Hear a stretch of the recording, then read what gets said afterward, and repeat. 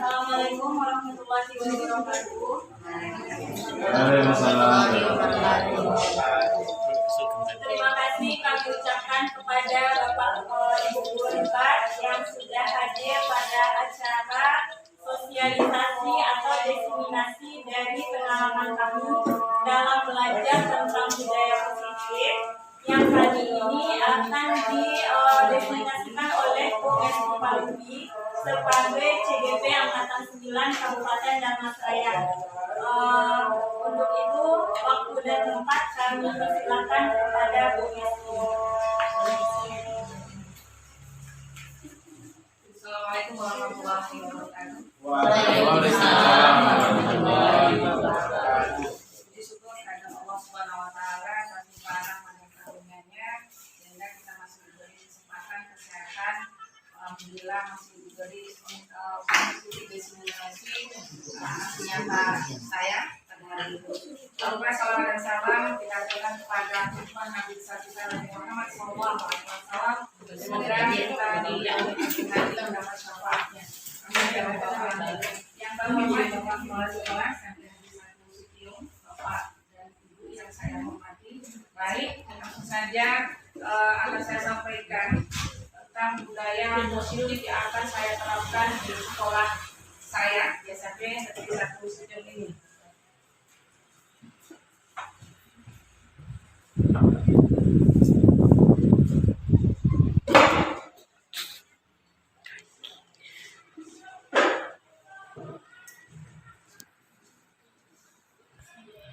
Ini rancangan tindakan untuk aksi nyata dengan judulnya pembuatan keyakinan kelas dan penerapan segitiga restitusi perwujudan budaya positif di sekolah. Pesertanya adalah kita guru di PT Negeri SMP Negeri Satu Sitiung.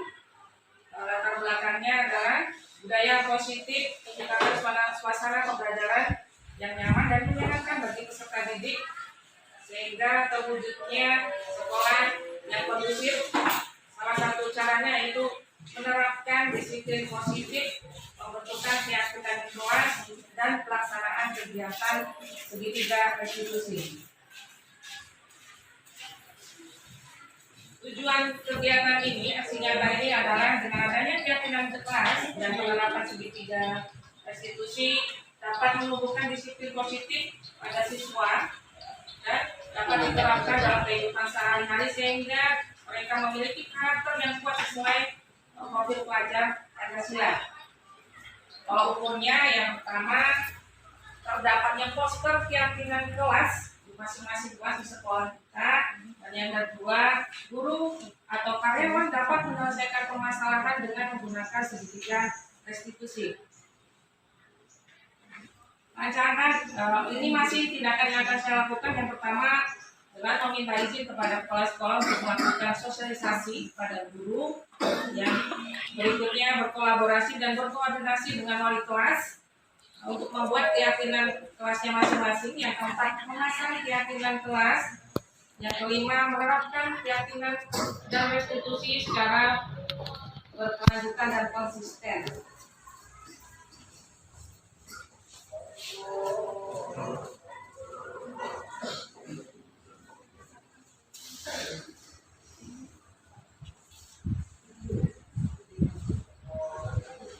Hubungan yang dibutuhkan, yang pertama adalah hubungan kerjasama dengan orang tua di rumah, karena mereka adalah hubungan yang pertama untuk menerapkan budaya positif pada siswa. Yang kedua sedang melaksanakan untuk mendukung budaya positif di sekolah. Yang ketiga warga sekolah sebagai teladan dalam menerapkan budaya positif di lingkungan sekolah. Yang keempat kerjasama dengan kepala sekolah, pendidik dan tenaga pendidikan untuk dapat bersama berupaya konsisten dalam melaksanakan budaya positif. Nah, budaya positif itu sendiri adalah nilai-nilai kebajikan, keyakinan, dan kebiasaan yang positif yang berpihak pada murid agar murid memiliki pribadi yang kritis, mandiri, dan bertanggung jawab. Budaya positif itu ada 7. Yang pertama disiplin positif dan nilai-nilai kebajikan. Yang kedua tali kontrol. Yang ketiga tali motivasi motivasi hubungan dan penghargaan. Yang keempat, kebutuhan dasar manusia. Yang kelima, keyakinan kelas. Yang keenam, restitusi atau 5 posisi kontrol. Yang ketujuh adalah segitiga restitusi. Disiplin positif dan nilai-nilai kebajikan universal. Disiplin positif dan nilai-nilai ini perlu diterapkan di sekolah agar murid dapat menjadi individu yang baik dan disiplin. Dan disiplin positif di sini adalah suatu pendekatan untuk menjadikan siswa disiplin dalam dirinya tanpa ada hukuman dan paksaan. Nilai-nilai kebajikan universal itu adalah nilai yang dimiliki oleh seseorang, yang wajib dimiliki oleh seseorang atau individu, yang seperti jujur, bertanggung jawab, disiplin, mandiri, dan ini pun juga tertuang pada dimensi profil pelajar Pancasila yang kita lakukan di sekolah kita. Yang selanjutnya adalah teori kontrol. Ada perbedaan antara teori kontrol dengan teori stimulus respon. Stimulus respon itu biasanya kita memaksa seseorang apa yang kita inginkan, seperti apa yang kita inginkan. Ternyata menurut teori kontrol adalah tidak. Jadi orang itu memiliki pandangan sendiri, memiliki keputusan sendiri, sehingga tidak bisa kita memaksanya apa yang dia kehendaki. Selanjutnya, dari motivasi hukuman dan penghargaan. Salah satu tujuan pendidikan menurut Ki-Hajar Dewantara adalah guru adalah sebagai penuntun atau menuntun siswa sesuai dengan program anak dan program zamannya. Sehingga kita tidak bisa memaksa anak, tapi kita harus bisa menciptakan pembelajaran yang sesuai dengan kebutuhan siswa. Baik itu melalui metode yang kita gunakan, baik itu dengan pembelajaran yang menyenangkan, sehingga siswanya akan belajar dalam kelas. Hukuman, nah ini dia, hukuman itu sering terjadi. Bahkan kita secara tidak sadar melakukannya. Contoh, misalnya anak terlambat masuk kelas, kamu push up dulu, kamu lari dulu, keliling lapangan 5 kali. Sehingga hukuman ini terjadi secara tiba-tiba. Nah, itu adalah hukuman yang sebenarnya tidak kita sadari, kita sudah melakukannya. Nah, kita kalau misalnya sebagai guru hendaknya ada konsekuensi apa? Konsekuensi itu adalah suatu hukuman atau suatu kesepakatan yang dilakukan oleh murid dan siswa, sehingga ada kesepakatan kalau Ananda telat atau terlambat masuk kelas 5 menit saja, Ananda berdiri dulu atau membaca ayat pendek dulu, surat pendek. Nah, itu adalah kesepakatan antara siswa dan guru. Itu tidak apa-apa dilakukan karena sudah ada kesepakatan. Kalau hukuman itu adalah guru saja yang menghukum, datangnya dari guru, dari satu pihak, sehingga seringnya siswa merasa sakit hati, bahkan bisa dendam terhadap guru tersebut. Penghargaan.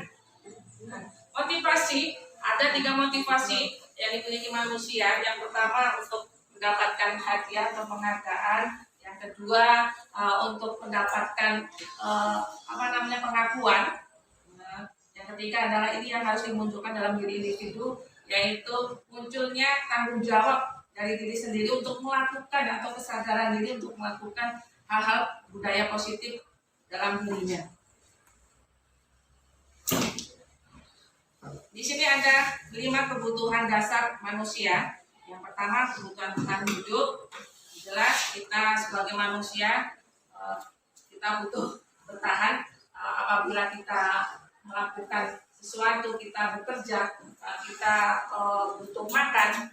Nah, itu adalah untuk bertahan hidup. Yang kedua, kebutuhan kasih sayang dan rasa diterima. Bagaimana kita memperlakukan dengan siswa kita? Kalau kita dengan lembut, kita dengan senang tenang menghadapi siswa kita, kuncinya satu, Bapak Ibu. Kita sebagai guru itu kita ambil hati anak kita dulu.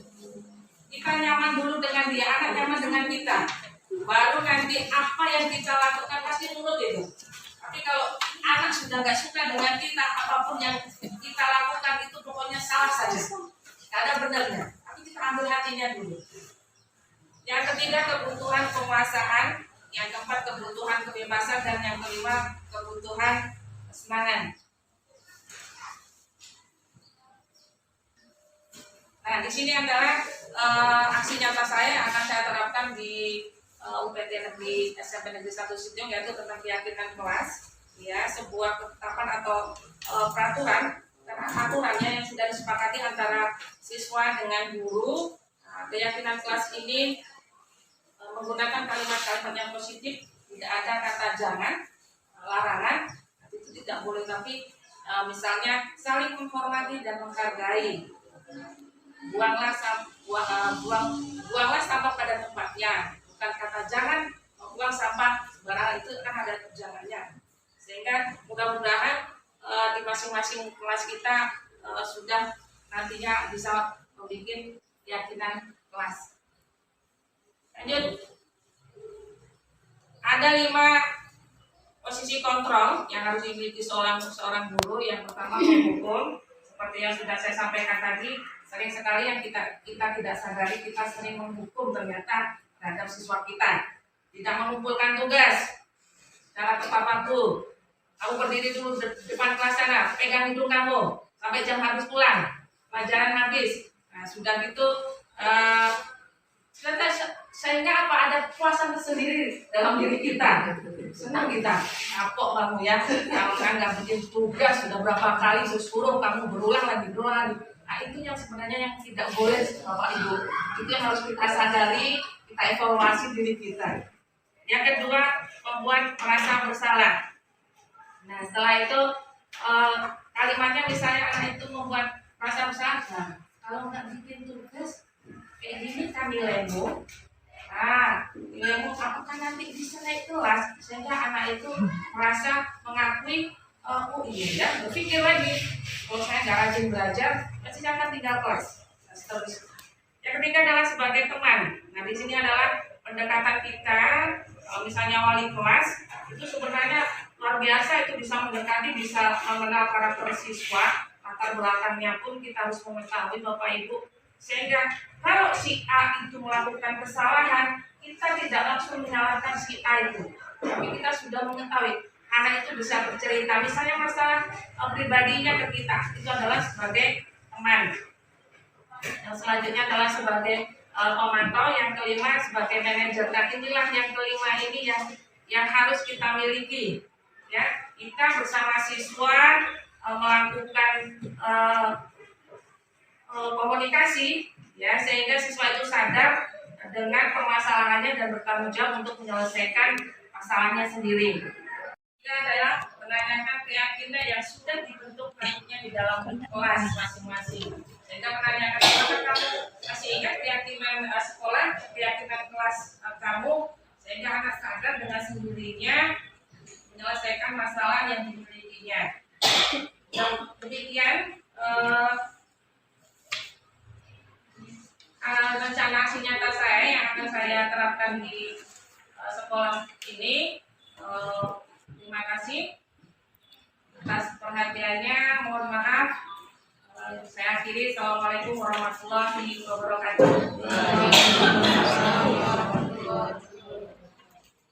Terima kasih atas paparannya tentang budaya positif yang bisa diterapkan di sekolah kita. Dan apa yang terima kasih banyak. Assalamualaikum warahmatullahi wabarakatuh. Waalaikumsalam warahmatullahi wabarakatuh. Kita ucapkan kepada Bu Mesti Palupi yang telah mendesiminasikan ilmunya yang didapat dalam program guru penggerak angkatan ke-9, yaitunya tentang budaya positif. Banyak yang disampaikan oleh Bu Mesti tadi. Yang pertama tentang keyakinan kelas juga ada disampaikan, kemudian 5 posisi kontrol juga disebutkan, kemudian juga langkah-langkah dalam penyerapan 3 restitusi juga disebutkan. Jadi kalau kita pahami, mungkin selama ini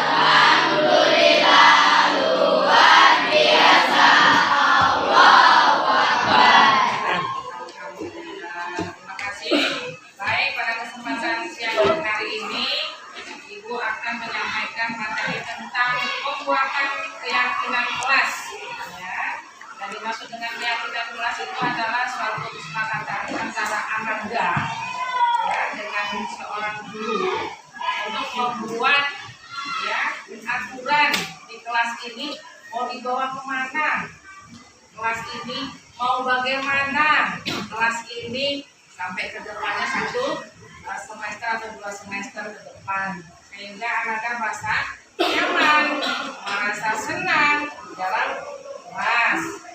Ya, di dalam membuat keyakinan kelas itu tidak diperbolehkan memakai kata jangan, memakai kata tidak.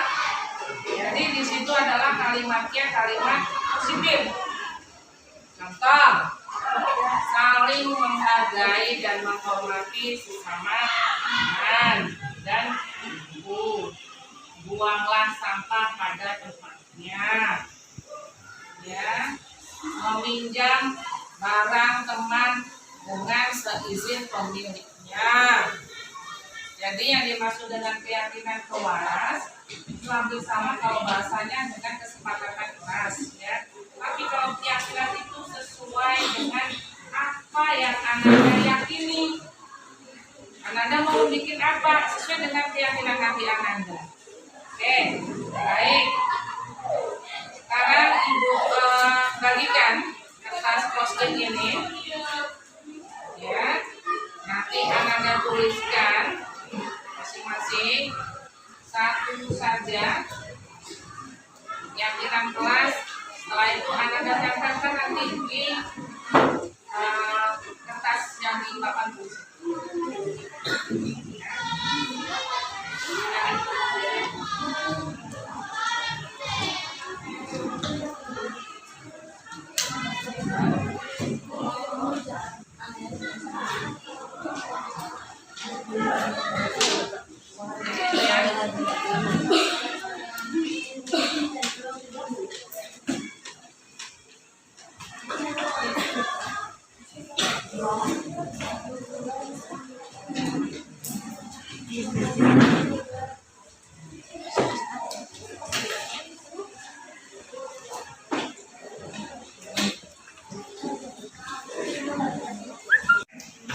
Sudah dibagikan kertas post-it-nya, Anda tuliskan keyakinan kelas sesuai dengan keyakinan Anda. Jadi setelah itu Anda catatkan, boleh yang sudah selesai yang datang ke sini silakan dari tim. Boleh siapa? Bang siapa?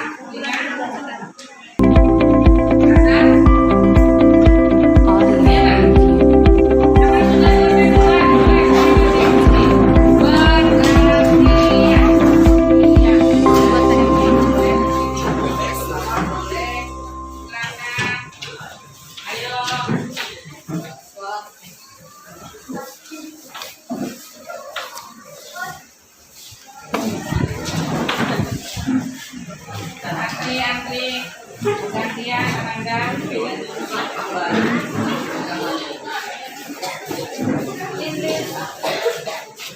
Boleh kembali lagi ke tempat duduknya masing-masing.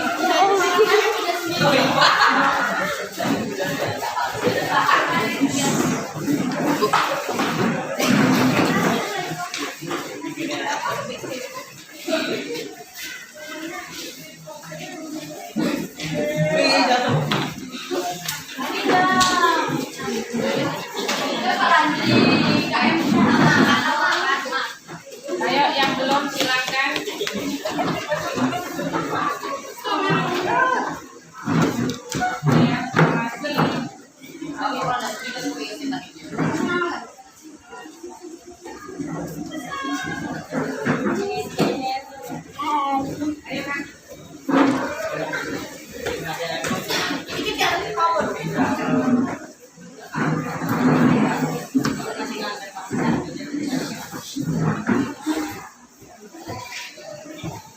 Sudah, Bim? Iya, Bim?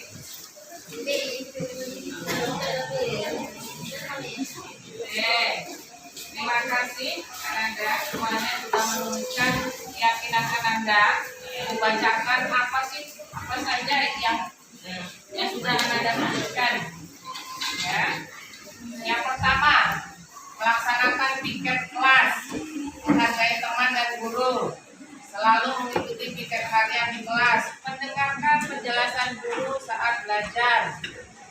sampah pada tempatnya, saling menghargai, masuk kelas tepat waktu, hanya diperbolehkan minum di kelas, meminjam barang teman dengan seizinnya, masuk tepat waktu, ikut dengan tanggung jawab, mengumpulkan PR tepat waktu, buang sampah pada tempatnya, menghargai, mendengarkan guru saat menerangkan pelajaran, menghargai teman, membuang sampah pada tempatnya.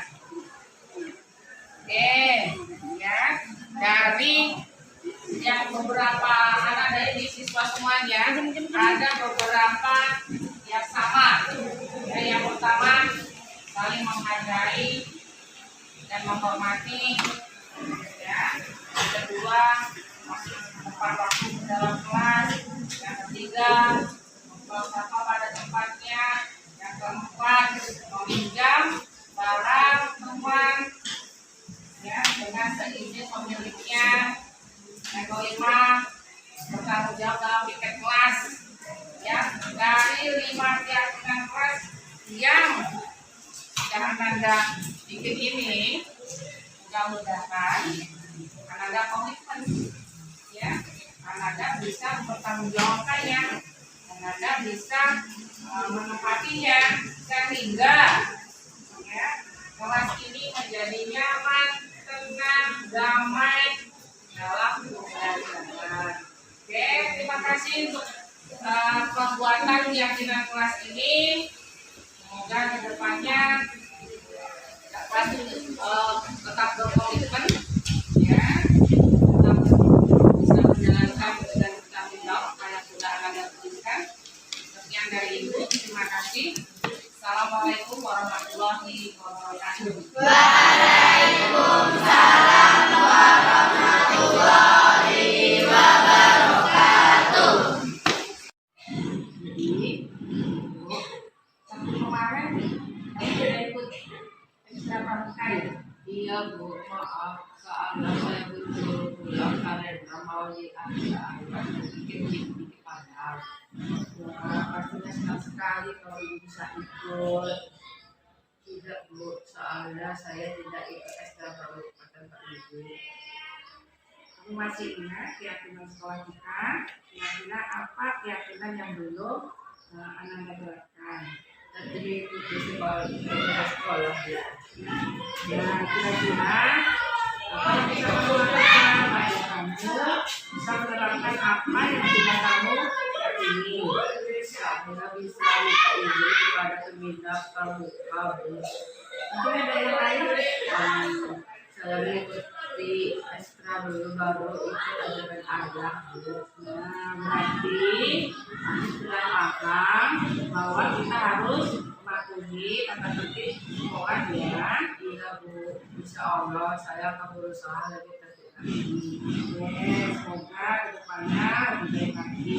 Iya Bu, makasih Bu. Saya melihat. Assalamualaikum warahmatullahi wabarakatuh.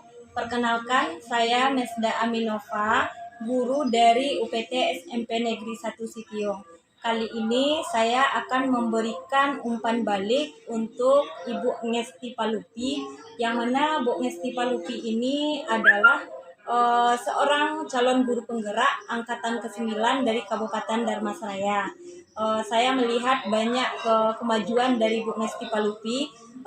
Terbukti dari tadi kami mengikuti diseminasi yang dilaksanakan oleh Bu Ngesti, yaitunya tentang budaya positif yang diterapkan oleh Bu Ngesti Palupi. Kemudian dari penerapannya ini, Bu Ngesti sebelumnya sudah mendapatkan ilmu dari kegiatan-kegiatan yang dilaksanakan dalam program pendidikan guru penggerak ini. Tadi sepengetahuan saya ada beberapa materi yang disampaikan oleh Bu Ngesti Palupi. Sebelum saya menyampaikan materi ini, saya juga memberikan apresiasi kepada Bu Ngesti Palupi yang mana sudah berhasil dan juga sudah memberikan dan juga berbagi kepada kami dalam komunitas belajar. Tadi Bu Ngesti menyampaikan terkait dengan budaya positif, di mana budaya positif ini ada 6 materi yang disampaikan oleh Bu Ngesti Palipi. Yang pertama yaitunya tentang perubahan paradigma pembelajaran untuk kita semua. Kemudian juga ada tentang teori motivasi dan juga teori motivasi, kemudian nilai-nilai kebajikan universal. Kemudian ada juga tentang disiplin positif, ada juga tentang hukuman, penghargaan, dan restitusi. Kemudian juga bagaimana cara membuat keyakinan kelas juga disampaikan, dan juga menangani permasalahan murid dengan menggunakan segitiga restitusi. Kemudian lagi dari 6 materi ini, saya berpikir ini adalah materi yang sangat bermanfaat diterapkan di sekolah untuk menciptakan budaya positif. Awalnya saya berpikiran disiplin positif atau disiplin ini merupakan hal yang sulit untuk diterapkan untuk peserta didik. Kemudian juga pemikiran saya tentang hukuman itu bersifat mendidik. Ternyata setelah penyampaian materi oleh Bu Ngesti Palipi, hukuman yang mendidik itu tidak ada. Nah, di sini saya akan mencoba mengulang kembali apa yang disampaikan oleh Bu Ngesti Palipi ini. Yang pertama yaitunya tentang perubahan paradigma. Yang awalnya saya mencoba dan saya berpikir bahwa saya sudah berhasil mengontrol murid saya. Padahal murid itulah yang mencoba atau mengizinkan dirinya untuk dikontrol. Itulah materi yang disampaikan oleh Bu Ngesti tadi. Jadi saya paham sebenarnya kita itu tidak mengontrol, cuma seseorang itulah yang mengizinkan dirinya untuk dikontrol. Kemudian lagi ada penyampaian Bu Ngesti Palipi tentang nilai-nilai kebajikan universal. Ternyata nilai-nilai kebajikan universal itu adalah nilai-nilai yang selama ini yang kita terapkan kepada peserta didik yang bersifat umum dan tidak ada menyentuh bagian ras, kemudian budaya, kemudian juga agama. Jadi itulah dia dikatakan dengan nilai-nilai yang bersifat universal tadi. Nah, kalau untuk kita sebagai di dunia pendidikan, dari penyampaian Bu Ngesti tadi saya dapat memahami bahwa nilai-nilai yang akan kita capai itu adalah dimensi profil pelajar Pancasila yang ada pada diri peserta didik. Itu ada 6 dimensi. Yang pertama, beriman bertakwa pada Tuhan Yang Maha Esa, kemudian berkebinekaan global, bernalar kritis, kemudian lagi kreatif, mandiri, dan inovatif. Nah, inilah nilai-nilai kebajikan universal yang akan kita capai atau yang akan kita terapkan untuk peserta didik kita. Jadi untuk menerapkan nilai yang 6 ini tentu kita membutuhkan sebuah trik atau cara agar nilai yang 6 ini dapat kita terapkan untuk peserta didik. Kemudian tadi juga disampaikan oleh Bu Ngesti bahwa kalau hukuman itu yang penghargaan dihukum oleh penghargaan. Nah, ya itu yang saya tangkap tadi. Dihukum oleh penghargaan. Ini maksudnya jika kita memberikan penghargaan kepada peserta didik itu nanti dampaknya tidak baik. Nanti akan ada kecemburuan sosial. Dari pemaparan tadi saya menangkap ada kecemburuan sosial. Kemudian lagi jika tidak diberikan penghargaan ini akan menurunkan kreativitas dari si murid tadi.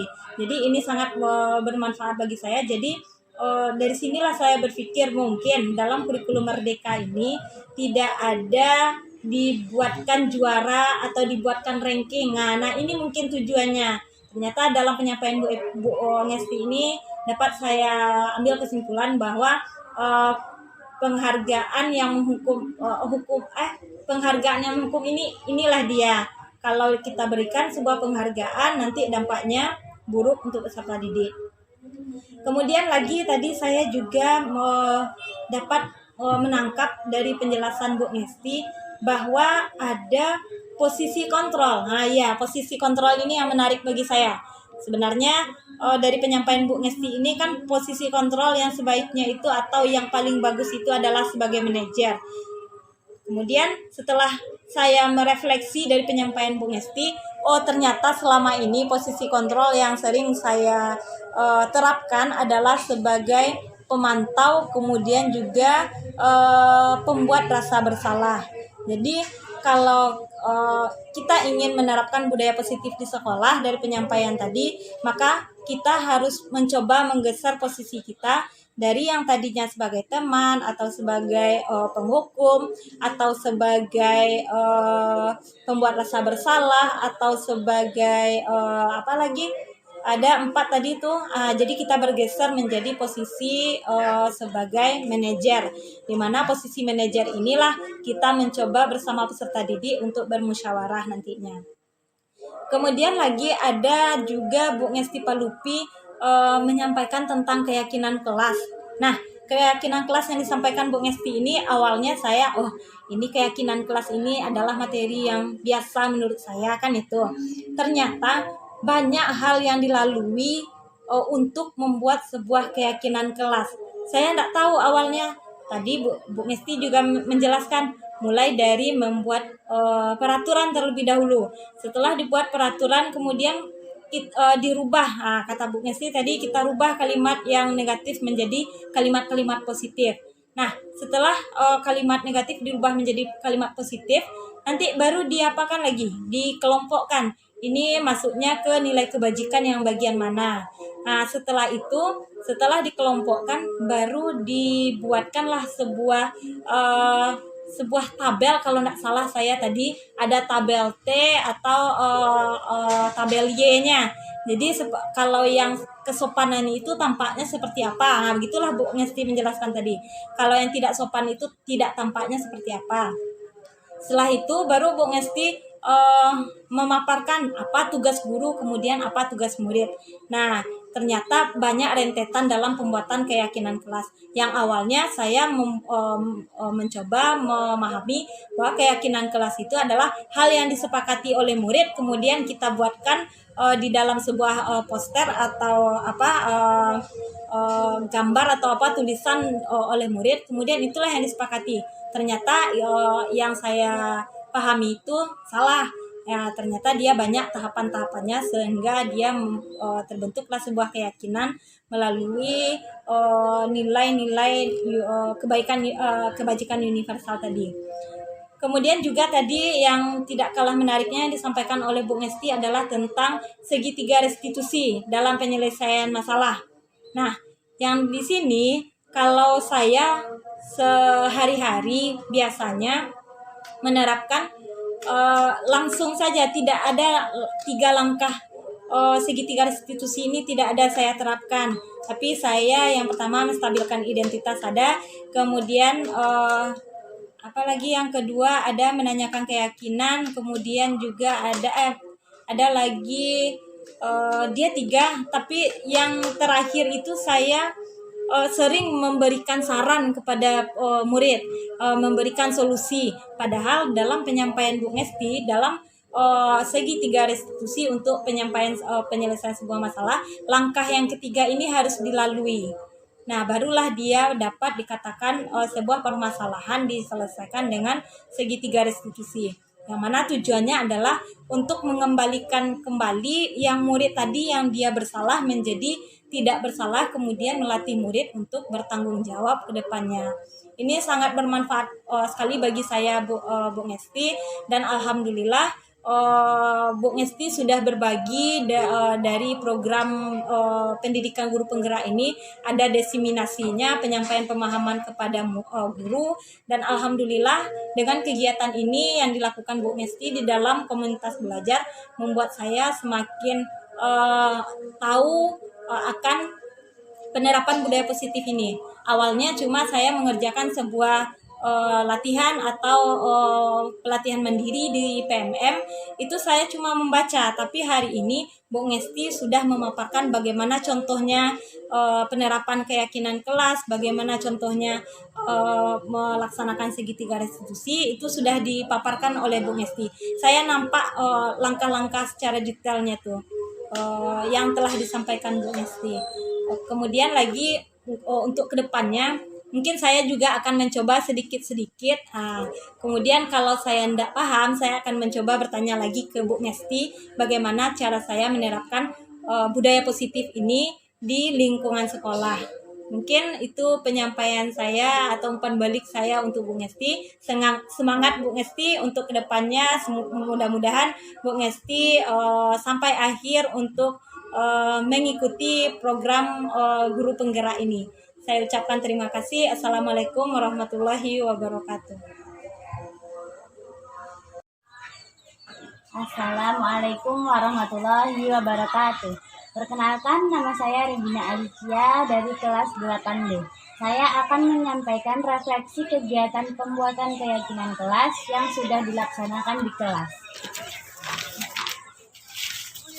Keyakinan kelas adalah kesepakatan bersama oleh seluruh murid dan guru di dalam kelas. Tujuan dari pembuatan keyakinan kelas untuk menciptakan keamanan di dalam kelas sehingga proses pembelajaran berjalan dengan baik.